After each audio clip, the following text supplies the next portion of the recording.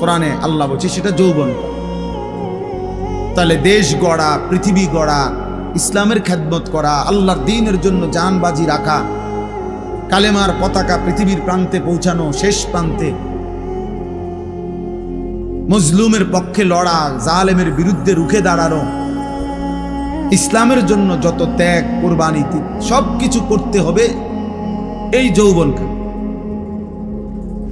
এই সময়টাই মূলত করার মৌসুম ছিল পৃথিবী গড়বার। আমরা কিতাবে বারবার পড়ছি, আল্লাযীনা নাসারুর রাসূল সাল্লাল্লাহু আলাইহি ওয়াসাল্লাম ওয়া হুম শাবাব। এটা রাগ করবেন না, এটাই ইতিহাস। কিতাবে স্পষ্ট আছে, আমার কাছে এই গাড়িতে আমার এই কিতাব আছে, আমি সবসময় যে আরবি কিতাবটা পড়ি ওখানে আছে যে আল্লাহ নবী সাল্লাল্লাহু আলাইহি সাল্লামের 23 বছরের নবুয়তের জীবনে সবচেয়ে বেশি সাহায্য উনাকে যারা করেছেন তারা ছিলেন যুবক। ওয়াল্লাযীনা আদু, আর যারা আল্লাহ রসুলের সবচেয়ে বেশি বিরোধিতা করছেন 23 বছরে গড়ে, তারা ছিল বৃদ্ধ। বয়স্ক লোকগুলো বিরোধিতা করছে বেশি,